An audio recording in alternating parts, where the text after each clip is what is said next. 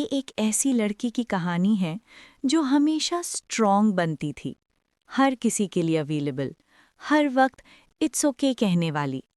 اسے لگتا تھا کہ ایک گڈ مسلم وومن کا مطلب ہوتا ہے خود کو پیچھے رکھنا، اپنی نیند، اپنی مینٹل ہیلتھ، اپنا سکون سب دوسروں کے لیے سیکریفائس کر دینا۔ اور جب کبھی وہ تھک جاتی، جب کبھی نو کہہ دیتی، تو اس کے دل میں ایک آواز آتی، تم سیلفش ہو۔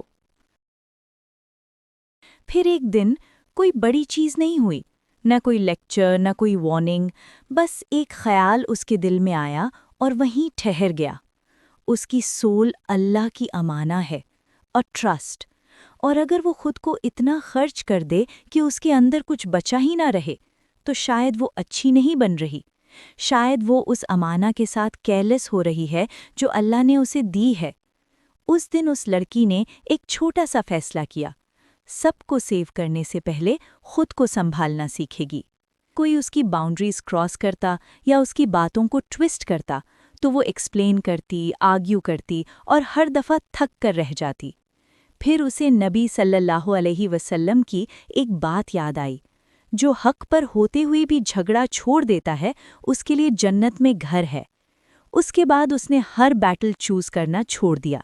اگر کوئی اسے سمجھنا ہی نہیں چاہتا تو وہ اپنی انرجی ان پر ویسٹ نہیں کرتی، because her peace was too expensive for arguments that lead nowhere. اس نے سیکھا، سائلنس کمزوری نہیں ہوتی، سائلنس سیلف ریسپیکٹ ہوتی ہے۔ لرننگ ٹو سے نو وداؤٹ گلٹ۔ ایک چیز جو اس لڑکی کو سب سے زیادہ مشکل لگتی تھی، لوگوں کو نو کہنا۔ لیکن پھر اس نے خود سے پوچھا، اگر میں ایمٹی ہوں تو میں کیا دے رہی ہوں؟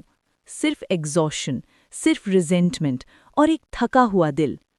تب اس نے اپنی پرائیورٹیز بدلیں، اپنی ریسٹ، اپنی صلاح، اپنا کوائٹ ٹائم، کیونکہ اسے سمجھ آ گیا تھا جب تک اس کا رشتہ اللہ سے اسٹرانگ نہیں ہوگا وہ اللہ کی مخلوق کی صحیح خدمت نہیں کر سکتی۔ اب جب اس کے پاس کیپیسٹی نہیں ہوتی، وہ صرف اتنا کہتی ہے، I can't make it today. No over-explaining, no guilt, because no is a complete sentence, اور ریسٹ اس کا حق ہے۔ She was never the savior. سب سے مشکل لیسن یہ تھا کہ وہ لوگوں کو فکس نہیں کر سکتی، صرف الہادی یہ کام کر سکتا ہے۔ وہ سالوں تک سب کے لیے ایموشنل پلر بنی رہی اور دھیرے دھیرے خود ٹوٹتی رہی۔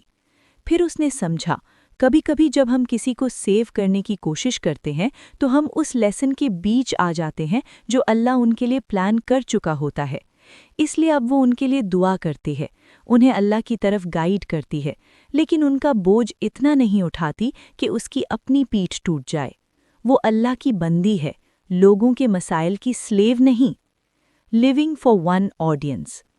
اس لڑکی نے یہ بھی سیکھا کہ لوگوں کی ویلیڈیشن کے لیے جینا کتنا تھکا دینے والا ہوتا ہے، کیونکہ اگر تم لوگوں کی تعریف کے لیے جیتی ہو تو ان کی تنقید تمہیں توڑ دے گی۔ جب اس کے دل میں سکینہ آئی تو اسے احساس ہوا، مجھے ایگزسٹ کرنے کے لیے کسی کی پرمیشن نہیں چاہیے، اللہ نے پہلے ہی اسے آنر کر دیا ہے، اللہ نے اسے پرفیکٹلی ڈیزائن کیا ہے۔ جس دن وہ لوگوں کی اوپینین سے ڈٹیچ ہوئی، وہ پپٹ نہیں رہی، وہ انشیکیبل ہو گئی، because now her worth was anchored in اللہ، not in people, not in likes, not in comments. The quiet glow up. دھیرے دھیرے اس نے دنیا کے پیچھے بھاگنا چھوڑ دیا، اس نے اپنی ہیلنگ پر فوکس کیا، اپنی گروتھ پر اور اللہ کے ساتھ اپنے کنیکشن پر۔ اور پھر اس نے دیکھا صحیح لوگ، صحیح اپرچونٹیز خود اس کی زندگی میں آ رہے تھے۔ This was the real glow up, no filter, no aesthetics, بس ایک ایسا دل جو توکل سے بھرا ہو اور ڈیسپریٹ نہ ہو، بیکاز جب تم اللہ کے ساتھ کمپلیٹ ہوتی ہو تم کبھی اکیلی نہیں ہوتی۔ And maybe that girl is me. آج بھی وہ لڑکی سیکھ رہی ہے، کبھی پھر سے زیادہ دے دیتی ہے، کبھی پھر سے خود کو پیچھے رکھ دیتی ہے، لیکن اب وہ رک جاتی ہے اور خود سے کہتی ہے، میں اللہ کی امانہ ہوں، میرا سکون بھی عبادہ ہے، اور شاید وہ لڑکی میں بھی ہو سکتی ہوں، اور شاید وہ تم بھی ہو۔ اگر یہ کہانی تمہیں اپنی سی لگی ہو، اگر تم نے خود کو اس میں کہیں محسوس کیا ہو تو اس چینل کو سبسکرائب کر لینا۔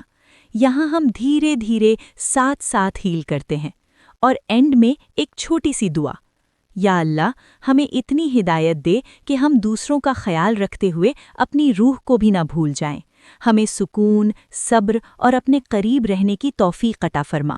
آمین۔ اللہ حافظ۔